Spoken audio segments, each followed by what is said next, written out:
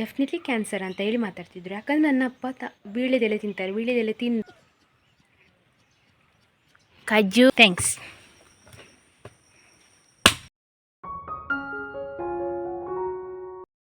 Hi ಎಲ್ರಿಗೆ good morning, welcome to my new vlog. ಎಲ್ಲರೂ ಹೇಗಿದ್ದೀರಾ? ಎಲ್ಲರೂ ಆರಾಮ ಸೌಖ್ಯ ಅಂತ ಅಂದ್ಕೊಳ್ತಿದ್ದೇನೆ. ಹಾಗೆ ನನ್ನ ಚಾನಲನ್ನು ನೀವು ಮೊದಲ ಸರಿ ನೋಡ್ತಿದ್ದೀರಾ ಅಂದರೆ ಪ್ಲೀಸ್ ಸಬ್ಸ್ಕ್ರೈಬ್ ಮಾಡಿ, ಎಲ್ಲರೂ ಬೆಲ್ಲೈಕನ್ ಒತ್ತಿ, ಹಾಗೆ ನಿಮ್ಮ ಫ್ಯಾಮಿಲಿ ಫ್ರೆಂಡ್ಸ್ ಒಟ್ಟಿಗೆ ಶೇರ್ ಮಾಡೋದನ್ನು ಕೂಡ ಮರಿಬೇಡಿ. ಇವತ್ತಿನ ವ್ಲಾಗ್ ಸ್ಟಾರ್ಟ್ ಮಾಡುವ, ಲೆಟ್ಸ್ ಗೋ.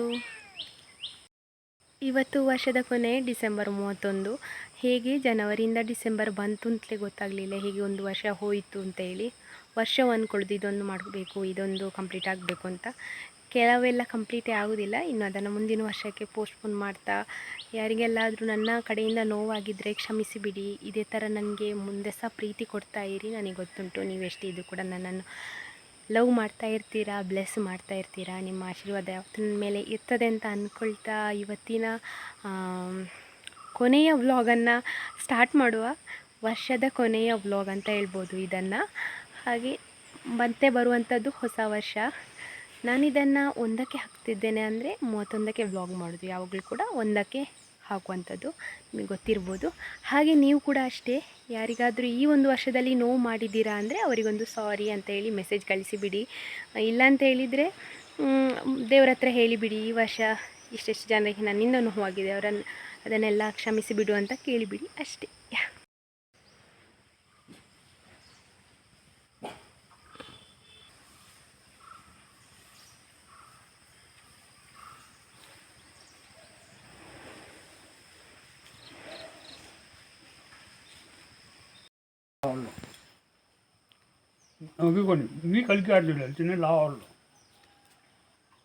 ಇದು ಗನ್ನಿ ನೆಟ್ಟದ ಗಿಡ ಅಂತ ಅಪ್ಪ ಹೇಳೋದು.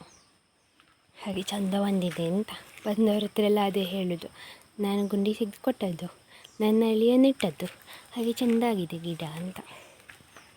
ತುಳಸಿ ಗಿಡ ನೋಡಿ, ಅದು ಹೀಗೆ ಅಗಾಲಕ್ಕೆ ಹೋಗ್ಬೇಕಂತ ಅಪ್ಪಂದೊಂದು ಆಸೆ. ಮೇಲೆ ಹೋಗೋದಕ್ಕಿಂತ ಕೆಳಗಡೆಯಿಂದ ಅಗಾಲದಲ್ಲಿ ಹೋಗಬೇಕು ಅಂತ. ಹಾಗೆ ಬಂದಿದೆ ಈಗ ಆಲ್ಮೋಸ್ಟ್ ನೋಡಿ ಅಂತೆ.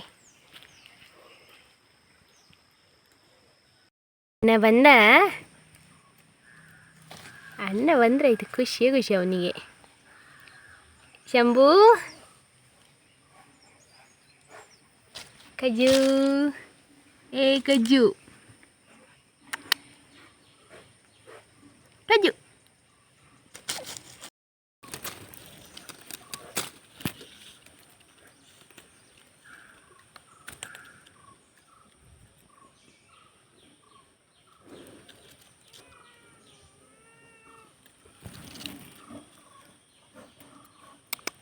ಕಜ್ಜು ಕಜ್ಜು. ನಾನು ನಿನ್ನೆ ಒಂದು ಹಾಸ್ಪಿಟಲ್ ಬಗ್ಗೆ ಹೇಳಿದ್ದೆ, ಅದು ರಿಯಲಾಗಿ ಒಂದು ಎಕ್ಸ್ಪೀರಿಯೆನ್ಸ್ ಆದ್ದು ನಮಗೆ. ಏನಂತ ಹೇಳಿದರೆ 2019 ಕೋವಿಡ್ಗಿಂತ ಮುಂಚೆ ನಾನು ಸೆಕೆಂಡ್ ಇಯರ್ ಡಿಗ್ರಿ ಓದ್ತಾಯಿದ್ದೆ. ಹಾಗೆ ಪುಚ್ಚಕ್ಕ ಮಂಗಳೂರಲ್ಲಿ ಸ್ಟಡಿ ಮಾಡ್ತಾಯಿದ್ಲು. ಅಪ್ಪಂದು ಸಡನ್ನಾಗಿ ವಾಯ್ಸ್ ಹೋಯ್ತಾಯಿತಾ, ಅಂದರೆ ಅವರಿಗೆ ವಾಯ್ಸೇ ಬರ್ತಿರಲಿಲ್ಲ, ಮಾತಾಡಲಿಕ್ಕೆ ಬರೀ ಏರಲ್ಲಿ ಮಾತಾಡುವಾಗ ಕೇಳ್ತಿತ್ತು. ಅವ್ರು ಕರೆದ್ರೆ ಸಮೇತ ಕೇಳ್ತಿರಲಿಲ್ಲ, ವಾಯ್ಸ್ ಸಡನ್ನು ಹೋಯಿತು. ಹಾಗೆ ಅದನ್ನು ಒಬ್ಬರ ಕಡೆ ENT ಅವರಿಗೆ ತೋರಿಸಿದ್ವಿ. ಅದಕ್ಕೆ ಅವ್ರು ಹೇಳಿದರು, ನಮಗೆ ಇಲ್ಲಿ ಮಾಡಿಸ್ಲಿಕ್ಕಾಗೋದಿಲ್ಲ, ಸೊ ನೀವು ಒಂದು ದೊಡ್ಡ ಹಾಸ್ಪಿಟಲ್ನ ರೆಫರ್ ಮಾಡಿದರು ನಮಗೆ. ಮೆಡಿಕಲ್ ಕಾಲೇಜ್ ಅದು, ಮಂಗಳೂರಲ್ಲಿ ಒಂದು ಮೆಡಿಕಲ್ ಕಾಲೇಜ್. ಹಾಗೆ ಇಲ್ಲಿ ENTಗೆ ನಾನು ಅಪ್ಪನೊಟ್ಟಿಗೆ ಹೋಗಿದ್ದೆ, ಮತ್ತು ಮಂಗಳೂರಲ್ಲಿ ಪುಚ್ಚಕ್ಕ ಹೋಗಿದ್ಲು ಅಪ್ಪನೊಟ್ಟಿಗೆ. ಅಲ್ಲಿ ಏನು ಹೇಳಿದ್ರು ಅಂದರೆ, ಅಪ್ಪನ ಗಂಟಲಲ್ಲಿ ಒಂದು ಗೆಡ್ಡೆ ಉಂಟು, ಅದನ್ನು ಟೆಸ್ಟಿಗೆ ಕಳಿಸಬೇಕು. ಆ ಟೆಸ್ಟಲ್ಲಿ ಆ ಗೆಡ್ಡೆಯಲ್ಲಿ ಏನುಂಟು ಅಂತ ಹೇಳಿ ಗೊತ್ತಾದರೆ ನಾವು ಅದನ್ನು ಆಪ್ರೇಷನ್ ಮಾಡಿ ತೆಗಿತೇವೆ. ಇವಾಗ ಒಂದು ಸ್ಯಾಂಪಲ್ ಬೇಕು ಅಂತ ಹೇಳಿದರು. ಆದರೆ ನನ್ನ ಅಪ್ಪ ಮೈಂಡ್ ಓಡಿಸಿ ಏನು ಹೇಳಿದ್ರು ಅಂದರೆ, ಇವತ್ತು ನನ್ನ ಹತ್ರ ಹಣ ಇಲ್ಲ, ನಾವು ಇನ್ನೊಂದು ಸಲ ಬರ್ತೇವೆ ಅಂತೇಳಿ ಹೊರಟರು. ಆ ಸ್ಟೂಡೆಂಟ್ಸ್ ಏನು ಮಾತಾಡ್ತಿದ್ರು ಅಂದರೆ, ಅದು ಡೆಫಿನೆಟ್ಲಿ ಕ್ಯಾನ್ಸರ್ ಅಂತ ಹೇಳಿ ಮಾತಾಡ್ತಿದ್ರು. ಯಾಕಂದರೆ ನನ್ನ ಅಪ್ಪ ವೀಳ್ಯದೆಲೆ ತಿಂತಾರೆ. ವೀಳ್ಯದೆಲೆ ತಿಂದು ಹಲ್ಲೆಲ್ಲ ಕಪ್ಪು, ಅವ್ರದ್ದನ್ನು ನೋಡಿದರೆ ಗೊತ್ತಾಗ್ತದಲ್ಲ ನಿಮಗೆ. ಹಾಗೆ ಅವರು ಹೇಳಿದ್ರಂತೆ, ಇದು ಕ್ಯಾನ್ಸರ್, ಇದೊಂದು ಸಿಂಬಲ್ ಅಂತ ಹೇಳಿ. ಹಾಗೆ ನನ್ನಪ್ಪ ಎಂತ ಹೇಳಿದ್ರಂದರೆ, ನನ್ನ ಹತ್ರ ಇವತ್ತು ಹಣ ಇಲ್ಲ, ನಾನು ಇನ್ನೊಂದು ಸಲ ಬರ್ತೇನೆ ಅಂತ ಹೇಳಿ ಬಂದವರು ಇಲ್ಲಿ ಬಂದು ಒಂದು ಹಳ್ಳಿ ಮದ್ದು ಟ್ರೈ ಮಾಡಿದರು. ಒಂದು ಕಾಯಿ ಅದನ್ನು ಅರ್ದು ಇಲ್ಲಿ ಹಚ್ಚಲಿಕ್ಕೆ ಸ್ಟಾರ್ಟ್ ಮಾಡಿ ಒಂದು 2 ಡೇಸಲ್ಲಿ ಅವರಿಗೆ ವಾಯ್ಸ್ ಬಂತು, ಕಂಪ್ಲೀಟಾಗಿ ಮಾತಾಡಲಿಕ್ಕೆ ಶುರು ಮಾಡಿದರು. ನಾರ್ಮಲಾಗಿ ಈಗ ಹೇಗೆ ಮಾತಾಡ್ತಾರೆ ಹಾಗೆ ಮಾತಾಡಲಿಕ್ಕೆ ಸ್ಟಾರ್ಟ್ ಮಾಡಿದರು. ಹಾಗೆ ಒಂದು ವೇಳೆ ಹಾಗೆ ಕ್ಯಾನ್ಸರ್ ಅಂತಾದರೆ ನೀವೊಮ್ಮೆ ಥಿಂಕ್ ಮಾಡಿ, ನಾವು ಅವಾಗ ಚೆಕ್ ಮಾಡಿ ಒಂದು ವೇಳೆ ಕಳಿಸಿದ್ರೆ ಎಂಥ ಸಿಚುವೇಶನ್ ಆಗಿರ್ಬೋದು ಅಪ್ಪನಿಗೆ ಅಲ್ವಾ. ಅಂದರೆ ನಾವು ಅವರು ಓದಲಿಲ್ಲ, ಅಪ್ಪನ ನೋಡೋಗ್ಲಿ ಗೊತ್ತಾಗ್ತದೆ ಅವ್ರು ಎಜುಕೇಷನ್ ಮಾಡಲಿಲ್ಲ ಅಂತ.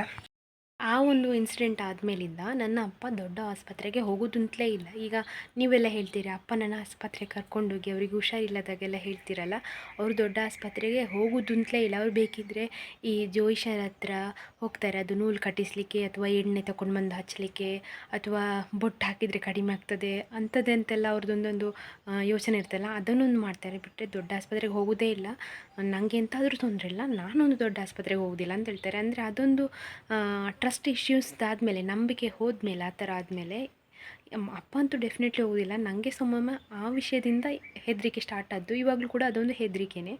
ಹಾಗೆ ಅದನ್ನು ನಾನು ನಿನ್ನೆ ನಿಮ್ಮ ಹತ್ರ ಹೇಳಿದ್ದು, ನನ್ನ ಕಮೆಂಟ್ಸ್ ನೋಡುವಾಗ ಸುಮಾರು ಜನ ಎಕ್ಸ್ಪೀರಿಯನ್ಸ್ ಮಾಡಿದ್ದಾರೆ ಅಂತ ಅನಿಸ್ತದೆ. ಹಾಗೆ ಇದೊಂದು ಹೇಳಿಬಿಡುವ ಅಂತ ಅಂದ್ಕೊಂಡೆ, ಯಾಕಂದರೆ ಇದು ಸುಮಾರು ವರ್ಷಗಳ ಹಿಂದೆ ಆದ್ದು. ಒಂದು ವೇಳೆ ನಾವು ಆಗ ಆಪ್ರೇಷನ್ ಮಾಡುವಂತೇಳಿ ಹೋಗಿದ್ದರೆ ಬಹುಶಃ ಎಂತ ಆಗ್ಬೋದು ಅಂತ ನಾವು ಇಮ್ಯಾಜಿನ್ ಕೂಡ ಮಾಡಲಿಕ್ಕೆ ಸಾಧ್ಯ ಇಲ್ಲ. ಇವಾಗಲೂ ಕೂಡ ಅಪ್ಪ ಅದನ್ನು ಬಂದವರ ಹತ್ರ ಹೇಳ್ತಾರೆ, ಈ ಥರ ಆಗಿದೆ ನನಗೆ ಅಂತ. ಹಾಗೆ ಎಂತ ಮಾಡೋದು ನೀನಿಲ್ಲಿ ಶಂಭು?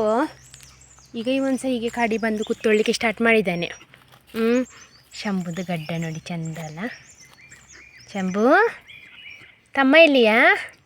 ಅವನು ತಮ್ಮನೊಂದು ಆಟಿರ್ತಾ ಇದ್ದೆ ತಮ್ಮನೊಟ್ಟಿಗೆ. ಈಗ ಹೊರಗೆ ಬಂದಿದ್ದಾನೆ, ಕಾವಲು ಕಾಯ್ದವ ಗೇಟ್ ಹತ್ರ.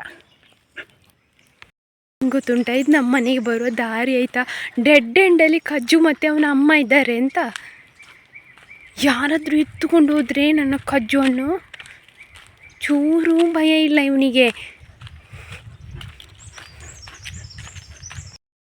ಇಲ್ಲಿ ನೋಡಿ ಅಂತೆ, ಇದು ಆಚೀಚೆಯಿಂದ ಎಲ್ಲ ಮಾರ್ಗದಲ್ಲಿ ಹೋಗ್ತಾರೆ ಜನ ಬೈಕಲ್ಲೆಲ್ಲ. ಈ ಕಜ್ಜುಗೆ ನೋಡಿ ಒಂದು ಹೊಡಿಬೇಕು, ಯಾವುದ್ರಲ್ಲಿ ಗೊತ್ತುಂಟಾ? ಫಸ್ಟ್ ಇವಳಿಗೆ ಹೊಡಿಬೇಕು. ಕಜ್ಜು ದೂರ ಬಂದದ್ದು ನೀನಿಲ್ಲಿ.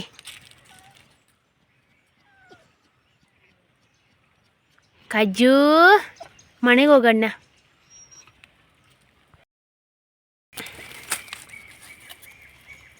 ಹೌದಾ, ಅಮ್ಮನೊಟ್ಟಿಗೆ ಅವಳು ಎಲ್ಲೆಲ್ಲಿ ಕರ್ಕೊಂಡು ಹೋಗ್ತಾಳ. ದನಗಳನ್ನು ಬದಲಿಸಿ ಬರೋ ಹತ್ರ ಇವ್ರ ಮನೆ ಹತ್ರಕ್ಕೆ ತಲುಪಿದ್ದಾರೆ ಪುಣ್ಯಕ್ಕೆ. ಇನ್ನು ಇಲ್ಲೇ ಒಳಗೆ ಬರಲಿಕ್ಕೆ ಆಗ್ತದೆ. ನಾನು ಕಾಳಲ್ಲಿ ಮೀನಿ ಹಾಕಿದ್ರೆ ಇವಳಾದರೂ ಬರ್ತಾಳೆ, ಅವನಿಗೆ ದಾರಿ ಗೊತ್ತಬೇಕೆ, ಚಿಕ್ಕ ಅಲ್ಲ ಅವ ಗುಂಡನ್ನಿ. ಹೋಗಿ ಸೀದಾ ಮನೆಗೆ ಹೋಗಿ, ನಿಮಗೆ ಬೇರೆ ಕಡೆ ಜಾಗ ಸಿಗೋದಿಲ್ಲ ನಿಮಗಿಬ್ಬರಿಗೆ. ಪೋಕ್ರಿ ಬೀಳ್ಬೇಡ, ಅದು ಟ್ರಂಚನ್ನ ಬಾ. ಫಲ ಉಂಟು, ಇದು ಎಂತ ಗೊತ್ತುಂಟಾ? ನಿನ್ನೆ ನಾನು ಹೇಳಿದ್ದಲ್ಲ, ಅದರದ್ದು ಗೆಲ್ಲೆಲ್ಲ ಒಣಗಿ ಹೋಗಿದೆ, ಹಾಗಾಗಿ ಇದು ದೊಡ್ಡದಾಗೋದಿಲ್ಲ, ಹಣ್ಣಾಗ್ತಾ ಉಂಟು. ಹಾಗೆ ಅಷ್ಟು ರುಚಿ ಇಲ್ಲ, ಅದಕ್ಕೆ ಇವರಿಗೆ ಕೊಡುವ ಅಂತ. ಇವ್ರಿಗೆ ಭಾರಿ ಇಷ್ಟ ಪರಿಮಳ ಕಂಡ್ರೆ. ಒಳ್ಳೆ ಅವಳು ನೋಡಿ ಹೇಗೆ ತಿಂತಾಳೆ ಅಂತ.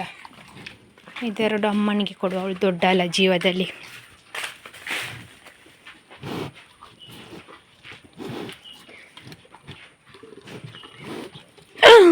ಒಬ್ಬೋ ಎಂತ ಮಾರೆ ನೀನು, ಕೈಯೇ ತಿಂತೀಯ ಅಂತ. ಎಂತ ಗೊತ್ತುಂಟಾ, ನಾನು ಮಧ್ಯಾಹ್ನ ಮೇಲಿಂದ ವ್ಲಾಗ್ ಮಾಡಲಿಕ್ಕಾಗಲಿಲ್ಲ.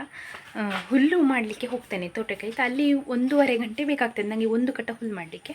ಹುಲ್ಲು ಉಂಟು, ಆದರೆ ಒಂದು ಪೋರ್ಷನಲ್ಲಿ ಹುಲ್ಲ ಎಂತ ಸಹ ಇಲ್ಲ, ನೆಲದಲ್ಲಿ ಇರುವ ಹುಲ್ಲು ಆಯಿತಾ, ಅದನ್ನು ಹಿರಿದು ಒಂದು ಕಟ್ಟ ಮಾಡೋಷ್ಟರಲ್ಲಿ ಸುಮಾರು ಹೊತ್ತಾಗ್ತದೆ. ನಾನೀಗ ಬಂದು ದನಗಳನ್ನು ಕರ್ಕೊಂಡು ಬಂದು ಕಟ್ಟಿ ಹಾಕಿ, ಮತ್ತು ಅವ್ರಿಗೆ ಕುಡಿಲಿಕ್ಕೆ ನೀರೆಲ್ಲ ಕೊಟ್ಟು, ಬಚ್ಚಲಿಗೆ ಬೆಂಕಿಯೆಲ್ಲ ಹಾಕಿ, ಅವಷ್ಟರಲ್ಲಿ ಅಪ್ಪ ಹೇಳಿದರು, ಇಲ್ಲಿ ಕೊಟ್ಟಿಗೆ ಹತ್ರ ಗೊಬ್ಬರದ ಗುಂಡಿ ಉಂಟಲ್ಲ, ಅದರದ್ದು ಹುಲ್ಲು ಹಿರುವ, ಮೇಲೆಗಡೆ ಮುಳ್ಳಿರೋದು ನಾನು ಹಿರ್ತೇನೆ, ಕೆಳಗಡೆ ನೀನು ಹಿರಿ ಅಂತ. ಅದಕ್ಕೆ ನಾನು ಕೇಳಿದೆ, ನಾನು ಹಿರಿತೇನೆ, ನನಗೆ ಎಂತ ಕೊಡ್ತೀರಿ ಅಂತ.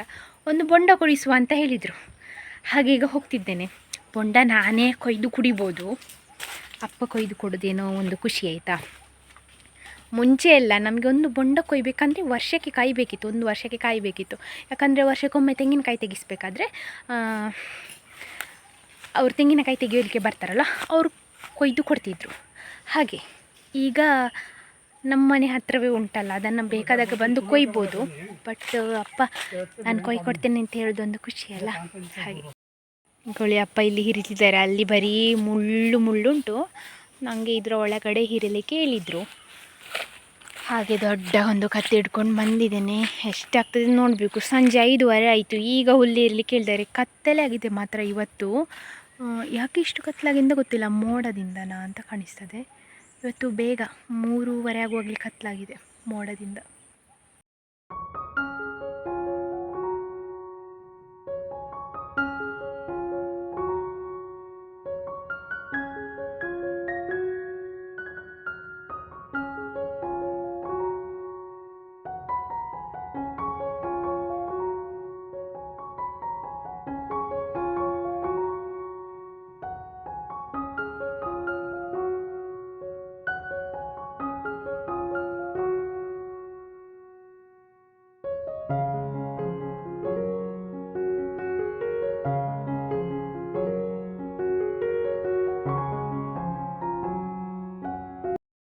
ನಾನು ಹುಲ್ಲಿರಿತಿದ್ದೇನಲ್ಲ, ಅಲ್ಲಿ ಸುಮಾರಷ್ಟು ಅಣಬೆ ಉಂಟು. ನೋಡಲಿಕ್ಕೆ ಎಷ್ಟು ಕ್ಯೂಟ್ ಉಂಟು.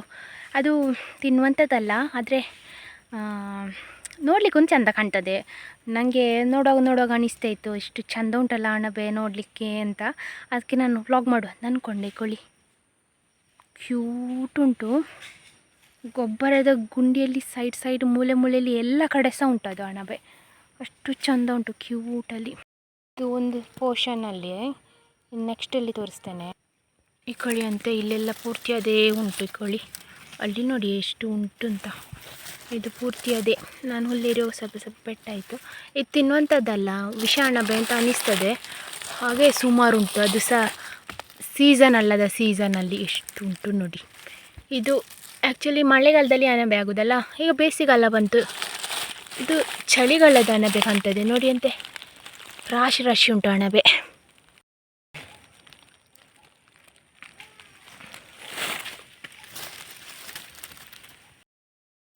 ಅಪ್ಪ 2 ಬೊಂಡ ಒಟ್ಟಿಗೆ ತೆಗೆದ್ರು. ಹುಳ್ಳಾಯ್ತು ಹಿರಿದು. ಹಾಗೆ ಬೊಂಡ ಕೊಯ್ದ್ರು ಅಪ್ಪ 2. ಬಾಬಲ್ನಾಕಾಗ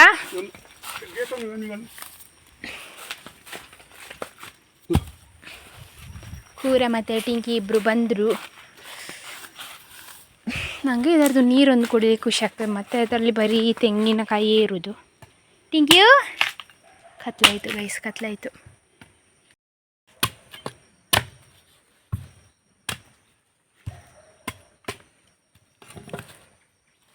ಉಂಟು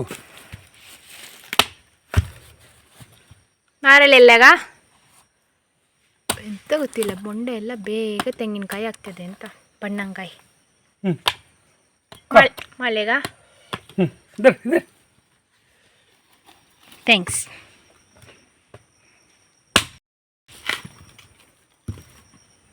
ಕೂರಿ ನನ್ನ ಇದು ಅಷ್ಟು ಬೆಳಿಲಿಲ್ಲ. ಸ್ಪೂನ್ ಒಂದಪ್ಪ ಮಾಡಿ ಕೊಡ್ತಾರೆ. ಮಾಲಿನ್ಯ ಬಾಬದ ಇದಷ್ಟು ಅಂದರೆ ನೀರು ಸಿಹಿ ಇತ್ತು. ಹಾಗೆ ಅಂದ್ಕೊಂಡೆ ಒಳ್ಳೆ ಬೆಳೆದಿದೆ ಇದು ಅಂತ. ಅಷ್ಟು ಬೆಳಿಲಿಲ್ಲ. ತಿನ್ಬೋದಿದ್ದನ್ನು, ಚೆನ್ನಾಗಿ ಉಂಟು. ಇದು ನಿಂಗೆ ಅಪ್ಪ ಕೊಟ್ಟರೆ ತಿನ್ನು ಆಯಿತಾ. ಟಿಂಕಿಗೆ, ಟಿಂಕಿ ಬಾ ತಗೋಸೋ ಕೊಟ್ಲೆ.